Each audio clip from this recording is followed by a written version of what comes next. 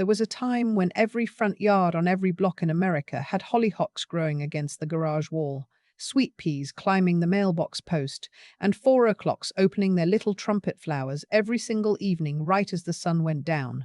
You could walk through any neighborhood in June and smell the phlox from the sidewalk. Bleeding hearts hung in every shaded corner. Bachelor buttons seeded themselves into every spare patch of dirt, and nobody stopped them because nobody wanted to.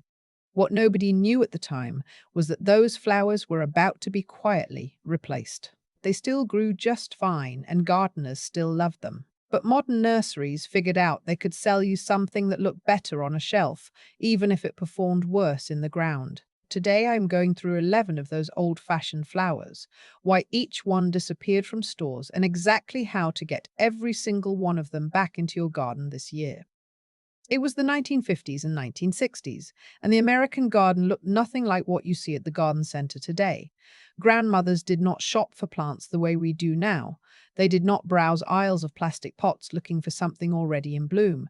They swapped seeds with neighbors over the back fence. They dug up divisions of perennials in the fall and carried them across the street wrapped in damp newspaper or tucked into old coffee cans. They saved seed from their best plants every autumn, dried them on cookie sheets in the kitchen, and folded them into envelopes labeled with a pencil. And the flowers they grew were tough, fragrant, self-sufficient plants that came back year after year without being asked. Many of those flowers bloomed for decades in the same garden without ever being replanted, without ever being fertilized, without ever being fussed over. The modern nursery industry changed all of that. Starting in the 1970s and accelerating through the 1990s, the big chain garden centers took over plant retail, and the business model they brought with them had one simple rule. If a plant does not look good on a shelf, it does not get shelf space. If it does not bloom the week it ships to the store, it gets replaced by something that does. And if it self-seeds and comes back on its own year after year, it does not generate repeat purchases. That one rule wiped out an entire generation of garden flowers quietly, with nobody even noticing until the plants were already gone. Number 1. Hollyhocks. Picture a farmhouse with a white wooden fence and a south-facing wall catching full afternoon sun. Growing against that wall, a row of hollyhock stalks reaching 6 to 8 feet tall, covered in single flowers the size of saucers in every color, from pure white to deep burgundy to nearly black. The flowers open from the bottom of the stalk upward through the entire month of July, so the display changes every single day for weeks. Your grandmother planted hollyhocks once. After that, they planted themselves. Hollyhocks are biennial, which means they grow a rosette of big fuzzy leaves the first year and send up that towering flower stalk the second year. After they bloom, they drop hundreds of seeds around the base of the plant, and those seeds start the cycle over again. Once you have hollyhocks forever. So why did they vanish from garden centers? Because a biennial does not look impressive on a store shelf. When the customer walks the garden center aisle in May, they want something already blooming. A first-year hollyhock is just a clump of leaves in a pot. It does not sell, and a plant that does not sell gets replaced by one that does, regardless of how spectacular it is in an actual garden. You can still find hollyhock seeds at any heirloom seed company. Direct sow them in late summer for bloom next July. After that first generation seeds itself out, you will never plant them again. But hollyhocks were just the backdrop. The flower that made Grandma's garden unforgettable was not the tallest one. It was the one you could smell from the driveway. Number 2. Sweet peas. Old-fashioned sweet peas are the single most fragrant flower that has ever grown in an American garden. And I do not say that lightly. The original sweet pea varieties, the ones your grandmother grew on a string trellis by the kitchen window, smell like honey and orange blossom and vanilla, all blended together into something you never forget once you have smelled it. Nothing in modern floristry comes close. Nothing at the garden center, nothing at the flower shop, nothing. They disappeared for a reason that will make you angry once you understand it. Sweet peas are cool season annuals. They bloom beautifully in spring, but they stop flowering when summer heat arrives. That means garden centres in warm climates cannot sell them during their peak sales season, which is late spring and early summer, so the seed companies bred new varieties that could handle the heat. And those heat-tolerant modern hybrids last longer through summer, but they traded away the one thing that made sweet peas special. They smell like nothing. The fragrance was bred right out of them. The old varieties you want are called Kupani, Machucana, and Painted Lady. Find them from heirloom seed sellers. Sow them in early spring as soon as you can work the soil. They bloom for 6 to 8 glorious weeks before the heat shuts them down, and those 6 weeks are worth the entire gardening year. Number 3. 4 o'clocks. These are named for exactly what they do. Every afternoon at roughly 4 o'clock, the trumpet-shaped flowers pop open, and they stay open through the entire night, releasing a sweet, jasmine-like fragrance into the warm evening air. They close up by morning, and the whole routine starts again the next afternoon. Every single day from July through the first hard frost. Grandmothers planted 4 o'clocks by the back porch, so the scent would drift through the screen door during supper. Imagine sitting on that porch after a long day in the garden, the light going golden, and that jasmine smell just rolling through the yard. That is what a 4 o'clock garden smells like, every evening, all summer. They disappeared from nurseries because they are considered outdated and plain. In a pot on a garden centre shelf during business hours, a 4 o'clock plant looks like a scraggly green bush with no flowers because every single bloom is closed tight until late afternoon. Nobody buys a plant that looks like it is sleeping, but in a home garden, where you are actually present in the evening when those flowers open, they are absolute magic. And here is something else about 4 o'clocks that made them special. A single plant can produce flowers in multiple colours at the same time. You might get pink and yellow and white blooms all on the same bush, sometimes even flowers that are streaked and marbled with 2 colours on a single petal. Every evening is a slightly different show. Grow them from seed or from the tuberous roots that survive winter in zones 7 through 11. In colder zones, treat them as annuals or dig the tubers in fall and store them the way you would a dahlia. Now, 4 o'clocks are an evening flower. But this next one owned a shade garden in spring, and it had a look that stopped people mid-step. Number 4. Bleeding heart. If you have ever seen an old bleeding heart plant in full bloom, you know why the name fits. Arching stems curve out from the center of the plant, and hanging from each stem is a row of perfect pink heart-shaped flowers, each one dangling like a tiny locket on a delicate chain. They bloom in April and May in dappled shade under trees, in spots where almost nothing else will flower, and they have been doing this in American gardens since your great-grandmother's time. Bleeding heart is still available at some nurseries, but it is far less common than it was 30 years ago. Modern gardeners replaced it with compact hybrid shade plants that stay neat and green all season long. The old-fashioned bleeding heart goes completely dormant in summer. The foliage yellows, dies back, and disappears underground, leaving a bare patch in the garden from July through fall. Modern gardeners see that bare spot and think something is wrong. Grandma saw it and shrugged, because those 6 weeks of dangling pink hearts in May were worth any amount of bare ground in August. The trick is to plant bleeding heart alongside hostas and ferns. Those companions fill in the gap beautifully once the bleeding heart retreats underground for the summer. Come next April, the hearts push up through the soil and the whole show starts again. Number 5, Sweet William. Sweet William produces dense, flat clusters of small flowers in red, pink, white, and every bicolor pattern you can imagine, on sturdy stems about 12 to 18 inches tall. But the real reason your grandmother grew Sweet William was not the look, it was the smell. Sweet William smells like cloves and cinnamon, a warm, spicy, old-world fragrance that was one of the most recognizable garden scents in America before 1970. If you grew up around it, that smell takes you straight back. Like hollyhocks, Sweet William is biennial, which means nurseries face the same shelf problem. A first-year Sweet William is a flat rosette of green leaves. It does not look like much in a 4-inch pot. So it got quietly dropped from inventory and replaced by things that bloom the day the customer brings them home. But here is the detail that everyone missed about Sweet William. Once you get it established, it never leaves. It self-seeds so freely that you will have Sweet William forever in slightly different color combinations each spring because the plants cross-pollinate with each other and produce new surprises every generation. The patch changed a little bit every year, and that was part of the charm. Get seeds from any heirloom supplier. Direct sow in late summer for blooms next May. Sweet William earns its place by coming back with new surprises. This next flower takes it a step further. It does not just come back, it takes over. Number 6, Bachelor buttons.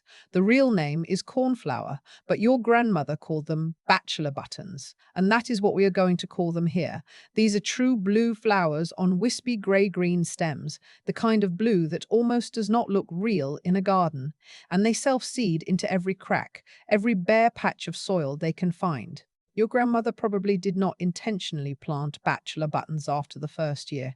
They just showed up. They spread. They became part of the garden without asking permission, the way a cat moves in and decides it lives there now. They vanished from modern gardens because they are too informal. They flop over in the wind. They spread where they are not invited. They look messy and unplanned. And that is exactly the point. That messy, sprawling, unplanned quality is what made those old gardens feel alive and welcoming instead of designed and sterile. A garden full of bachelor buttons looks like somebody actually lives there and enjoys it, rather than somebody maintaining an outdoor showroom. Sow seeds in early spring. They bloom in about 6 weeks. Let a few go to seed at the end of the season, and they come back every single year without you lifting a finger. If you are finding this helpful, hit subscribe. Every week I cover heirloom gardening, heritage growing techniques, and the plants that modern nurseries quietly stop selling. Number 7. Garden phlox, the old varieties. Modern garden phlox varieties were bred for disease resistance and a compact, tidy growth habit. And they are fine. They are perfectly adequate garden plants. But the old varieties, the ones your grandmother grew, were something else entirely. They were taller, rangier, and they had a perfume that could fill an entire backyard on a warm July evening. You could smell them from inside the house with the windows open. The variety called David is a good modern phlox. I am not going to argue with that. But the old unnamed phlox that travelled from garden to garden through divisions shared between neighbours had a depth of fragrance that modern hybrids simply do not match. The breeders traded some of that perfume away when they selected for mildew resistance because the genes that produced that intense scent were linked to the genes that made the plant susceptible to powdery mildew. You cannot always have both. The only way to get these old varieties now is the same way your grandmother got hers. Hand to hand. Garden to garden. If you know an older gardener who has been growing the same phlox for 20 or 30 years, ask for a division in the fall. That is how these plants survive, the same way family recipes survive, passed from one person to the next with no catalogue and no barcode. Number 8. Canterbury bells. Canterbury bells produce large, elegant, bell-shaped flowers in blue, pink, purple, and white on 2-foot stems. They look like something from a storybook illustration, and before 1960, they were a fixture of every cottage garden in America. Walk past any well-tended garden in May, and you would see Canterbury bells nodding in the breeze alongside roses and peonies. Today, they are almost impossible to find at any chain garden centre. By now, you know why. Canterbury bells are biennial, same story as hollyhocks and Sweet William. They got cut from inventory one store at a time until an entire generation of gardeners grew up never knowing they existed. Find seeds from specialty seed sellers. You can start them indoors in late winter under grow lights or direct sow them in early summer outdoors for bloom the following spring. They take a little patience, but the reward is a flower that looks like it belongs in a fairy tale, and there is a double-flowered form called cup and saucer that produces a bloom inside a bloom, a bell, sitting on a flat, ruffled disc, and it is stunning. If you can find that variety, grab it. Canterbury bells are elegant, refined, almost formal in the garden. This next flower is the opposite, small, humble, easy to overlook. But it produces a fragrance that can stop you dead in your tracks from 20 feet away. Number 9. Lily of the Valley. Tiny white bell-shaped flowers on short stems, barely 6 inches tall, growing in dense colonies under trees and along the shady north side of the house. Lily of the Valley is not a showy plant. You would walk right past it if you did not know what you were looking at. But the fragrant, a patch of lily of the valley in full bloom, fills the air with a sweetness so thick you can almost taste it. Every old neighborhood had at least one yard where a patch of it grew under the big maple tree, perfuming the entire side of the house every spring. Lily of the Valley did not disappear because people stopped loving it. It disappeared from many nurseries because it spreads, and when I say it spreads, I mean it colonizes. It sends underground runners in every direction and claims every inch of ground it can reach.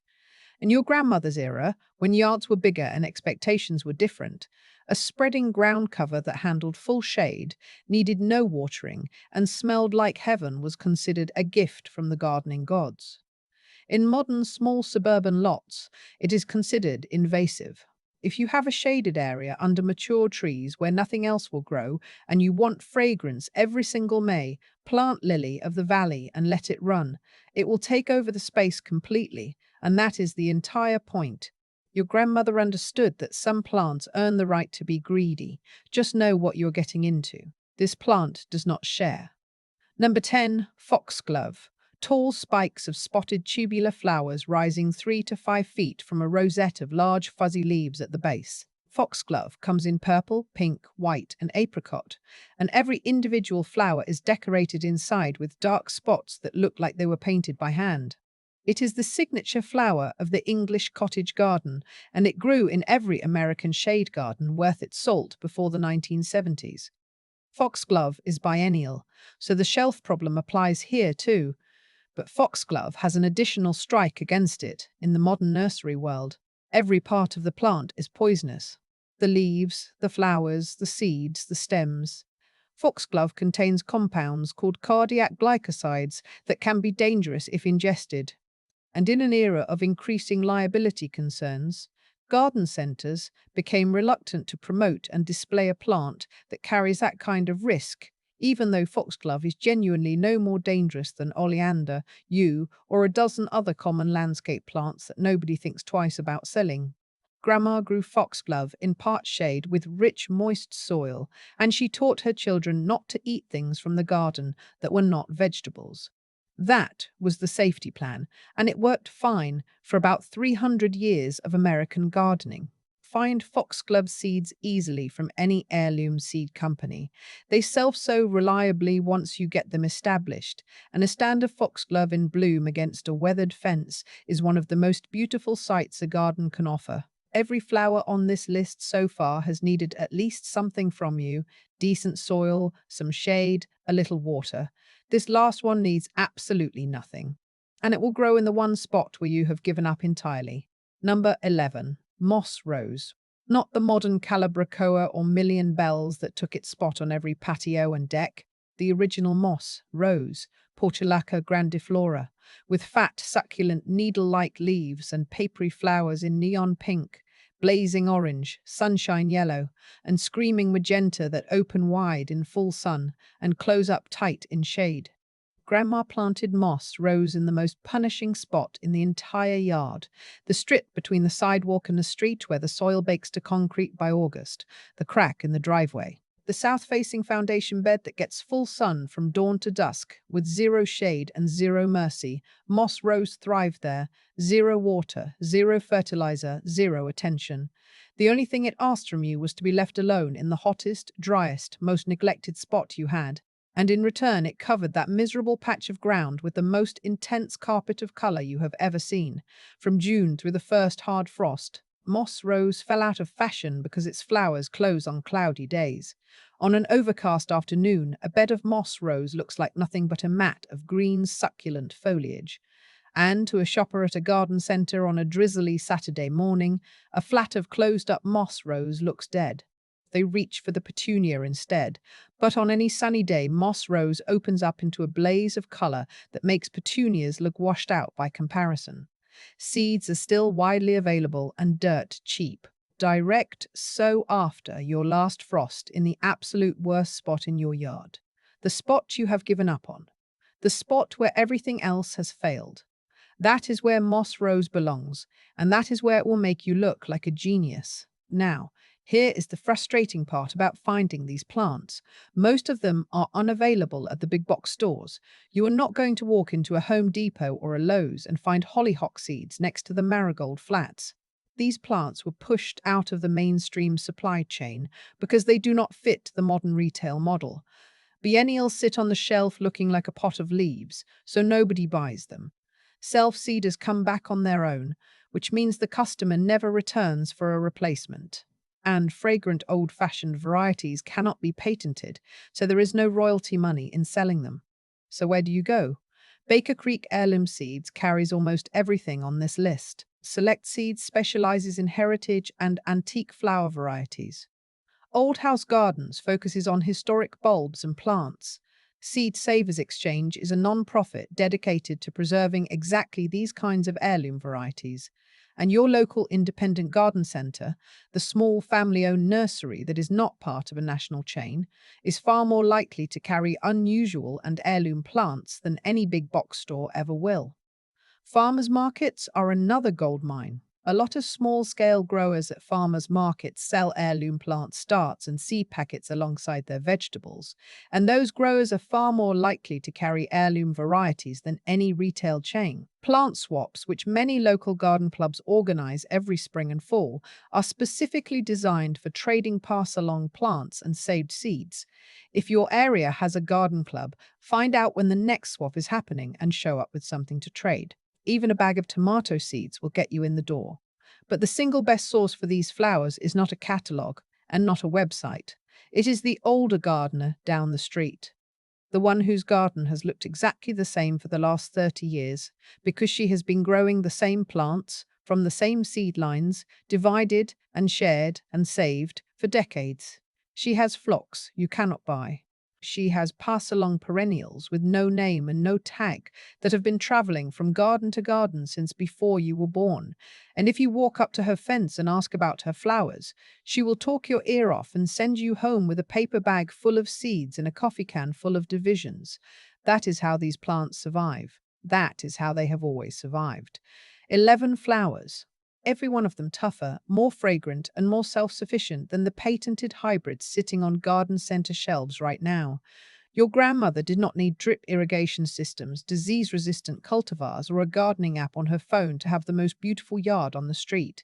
She had hollyhocks against the fence, sweet peas on the trellis, 4 o'clocks by the porch, and a willingness to let the garden be a little unruly, a little wild, and a little unpredictable.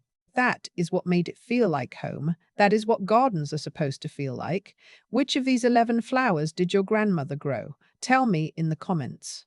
And if you are still growing one of these that was passed down from her garden, tell that story. Those are the stories that matter the most, because every pass-along plant carries a person's memory with it, and keeping that plant alive keeps that memory alive too. If you want more on heirloom gardening and the techniques that built those gardens, the video on screen right now goes deeper.